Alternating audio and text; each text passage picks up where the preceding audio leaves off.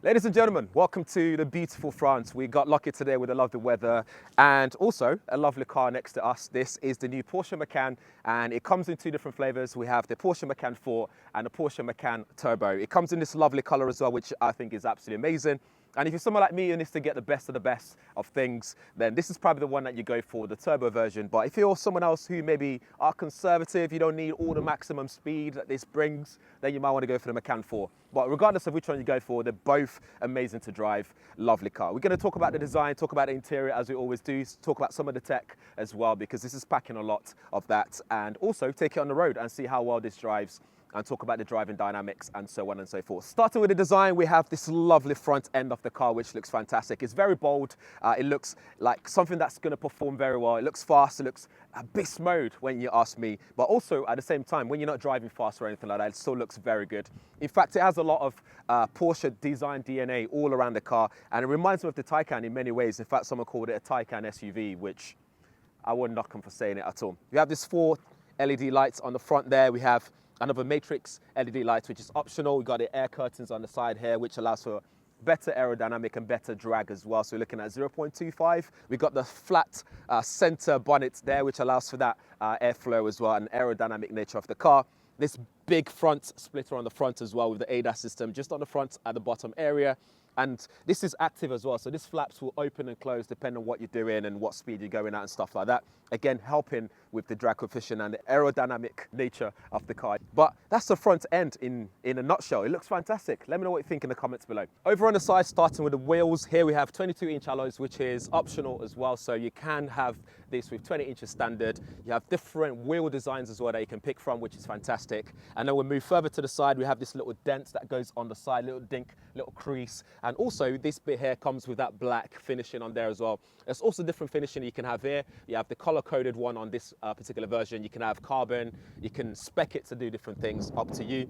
And then we'll move further to the side. We have one of the charging ports here. It has 2 of them. On the other side is the AC/DC, and on this side is just the AC charging area. This supports fast charging as well. I'll be leaving all numbers on the screen as well, so you can check that out. We have the fly line on there, the typical Porsche design DNA, roof rails on there as well. This has sunroof as well, which adds extra space, feeling in the car.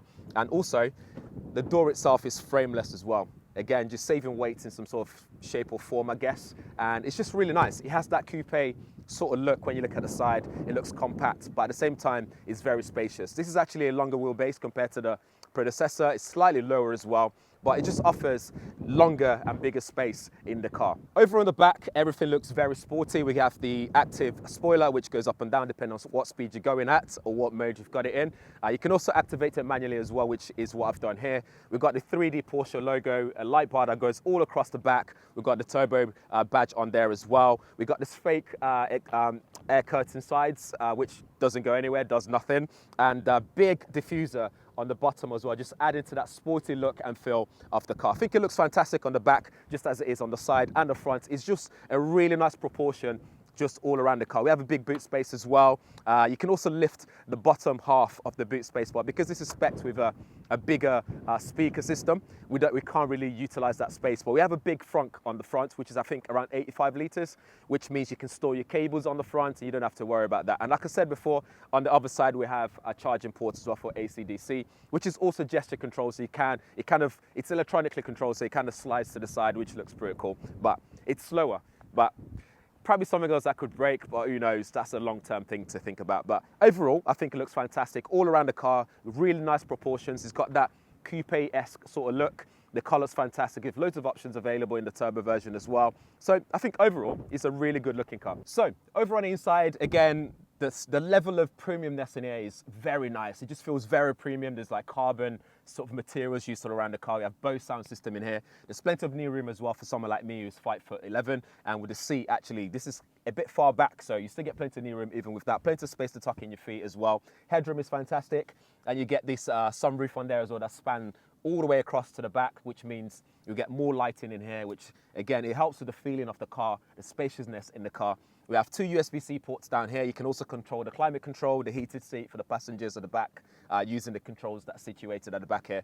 There's an armrest with two cup holders as well. It's just plenty of space, nice and spacious, and I think anyone who sits here will enjoy sitting here for a long period of time or whatever you want to do. It's just nice and comfortable. Over in the front with the driver's seat, it looks very premium again. It feels premium as well. In fact, this car's all about how it feels, how it looks, and performance as well, obviously.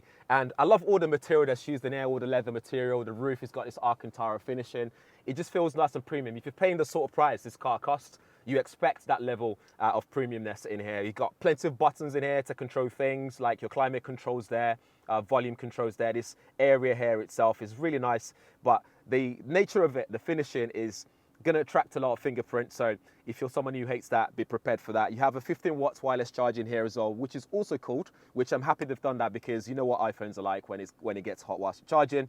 We have two cup holders here, plenty of space here for storing stuff as well. Two USB-C ports and a 12-volt socket. There's another space in here to store more stuff if you wish to do so. On the steering wheel, it's nice as well. It's finished in leather, nice and comfortable to hold in hand. It's got the drive mode button, or rather than button, a scroll. So you can just dial it into whichever mode you want, like Sport, Sports Plus. And you got all the other controls as well, just within reach to control things like your active cruise control. The instrument cluster is nice and big and driver focused. I love the curved look of it. It gives you all the information that you need. You can also adjust it as well. In this, we have a head-up display, and for the first time, we have AR as well, so augmented reality with that head-up display, which displays things like when you're turning and so on and so forth. We have a communication bar, which is also cool here, which adapts to different things like charging. You can change it in the settings as well. You can turn it on and off. You can change how bright it is. It also works with things like emergency, like alerts and stuff like that. So it's pretty cool that they've done that. You can change the ambience in here, and depending on whichever lighting you want. There's two displays here, one infotainment system that the driver can control, and one for the passenger on this side. But the passenger one, the driver can't see it due to the coating, the film that they've put on there, so it doesn't distract when the passenger might be watching a film or something like that. It's up to them. We have plenty of things you can do on here. It supports Apple CarPlay, Android Auto, and also it has plenty of safety options as well. So if you're going to car settings, it gives you options to quickly adjust things like your drive mode. You can change your chassis characteristics, the level, so you can change that air suspension that you've got as well. The spoiler, you can extend it or retract it. But in assistance, you've got things like adaptive cruise control. You can then go to additional functions and see we've got speed warning, warning brake assist, lane keep assist, lane departure warning, emergency stop function, intersection assist, distance warning, lane change and turn assist. So there's loads of safety options here to make sure that you stay safe on the road, and it works really well. All this is just nice and responsive. It's based on Android operating system, which means you can also download plenty of apps like Audible, Spotify, Tidal, whatever you want, you can download that. Like I said, it also has Bose sound system, which is nice. You can change your settings. You can turn on the surround sound system, entirely up to you what you're gonna do. If you know what you're doing, you can tweak it for the bass and the treble, so you get the best out of your sound quality, which is cool. I love the analog clock here as well, the chrono clock on here, and this little shifter that's here as well within reach with parking button on there as well. So I think overall here, they've done really well to create a nice environment that makes you feel like it's premium, it's comfortable to drive. The seats are nice and snug as well, heated seats as well as ventilated. It's got that turbo badge written on the seat as well. But overall here, it feels very premium. It's lovely, it's nice and comfortable. And I think the next thing to do is you take this on the road and then see how well this drives as well. All right then, so let's take this on the road and see what this actually drives and feels like to drive on the road at low speeds, high speeds, cornering, all the usual stuff, and see what this is actually going to be like if you're looking to buy one of these. So this is already beeping for different reasons, because it's got all kind of safety equipment in here to make sure that I'm driving nice and safely and keeping me in line, so lane departure warning, lane keep assist, and all that kind of stuff. But anyway, in terms of power, whether you go for the Macan 4 or the Macan Turbo, you're going to be getting plenty of power. In fact, more than enough power, I think, for people that are going to be buying this anyway. So if you're waiting for the Macan 4, you're looking at 384 PS, and then with a short burst of overboost, you can go up even more to 405 PS, which isn't too bad, right? But with this one, you're looking at 587 PS, but with that short burst of overboost, you're looking at 639 PS. So a bit of an increase there. So that's plenty of power if you ask me.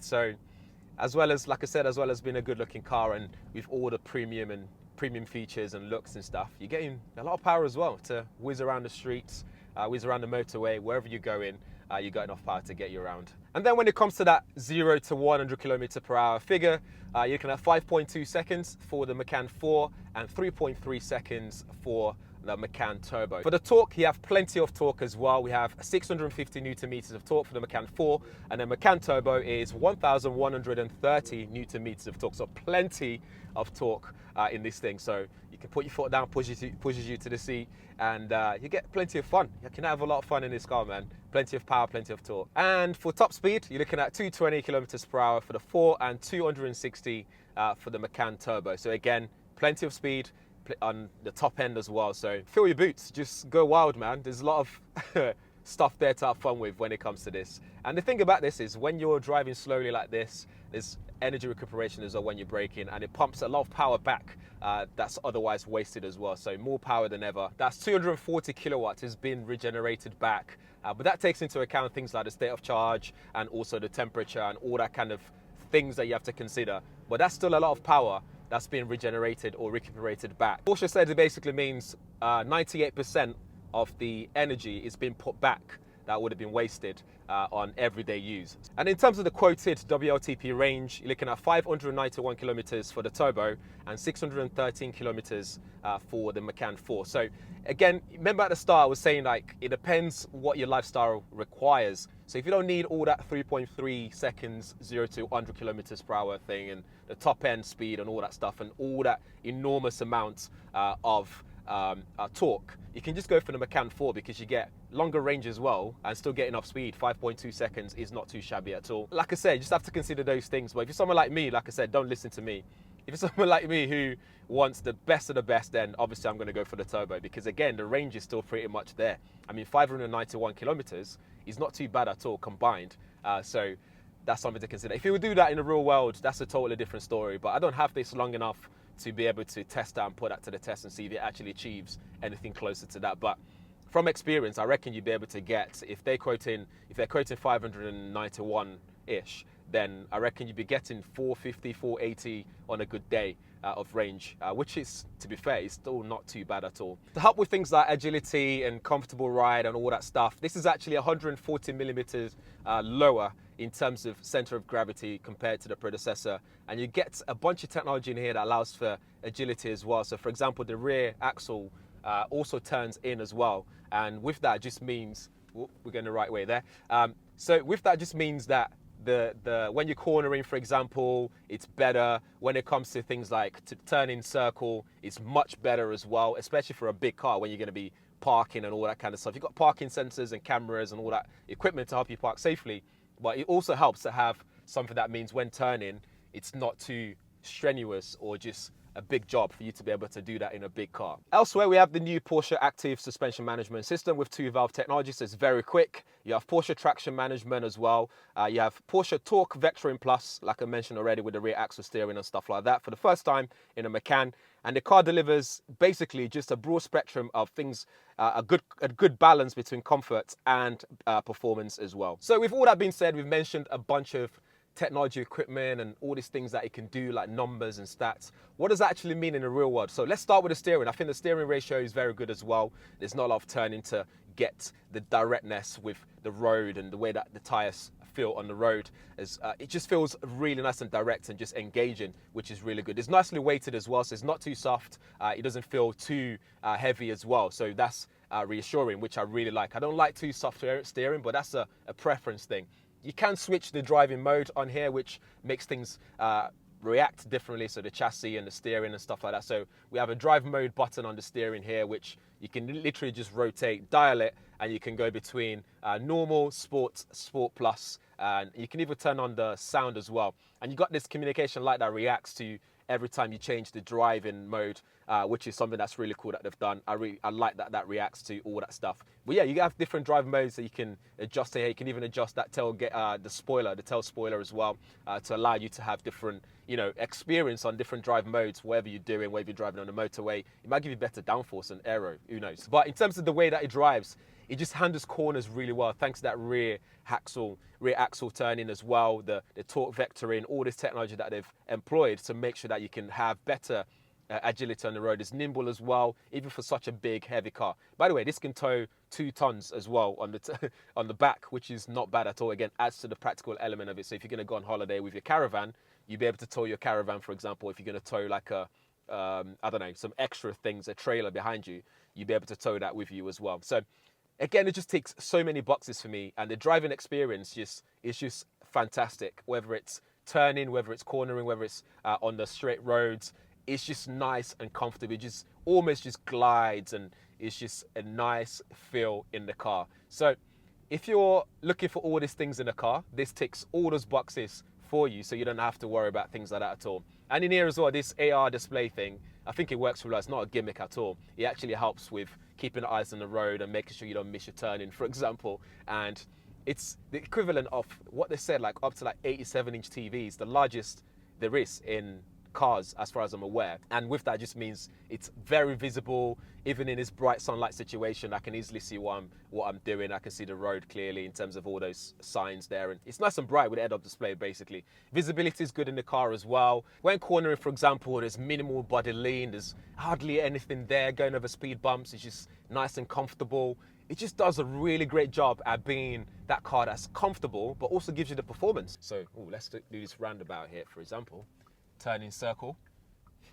All right, does that really well, no issues at all. And like I said, visibility is good. I can see all around the car. But yeah, really great car all around. I don't really have much negative or anything negative to really say about it. You know, the pricing is the only thing that's going to be a deciding factor. For the battery, we have a 100 kilowatt hour battery, but 95 kilowatt hour of that is actually usable. We have 12 modules, and the other important components can be replaced individually, which is good, which means it's better for the battery in terms of being able to efficiently repair them. We have DC charging with both 800 and 400 volts, depending on which charging station you're using. It can split that comfortably well. You have that 800 volt architecture that means you can charge with DC power of up to 270 kilowatts, and you can go from 10 to 80% in just around 21 minutes, which is amazing. At 400 volt charging stations, the battery is divided by means of high voltage switch. So before charging, the 800 volt electric circuit switched into 2 separate 400 volt electric circuits. Basically means at this 400 volt charging stations, you can go up to 135 kilowatts at charging speed without any additional HV booster. Of course, for those charging at home, you have AC charging with up to 11 kilowatts as well with standard household wall boxes. So that's pretty much it for the new Porsche Macan. In the comments, let me know what you think. If you have any questions, drop them there as well. I haven't had this longer than a day to tell you more about things like consumption, unfortunately, but hopefully we can get it in at a later date to find out how that goes. But in the meantime, just drop your questions and make sure you subscribe. Thanks for watching. I'll see you in the next one.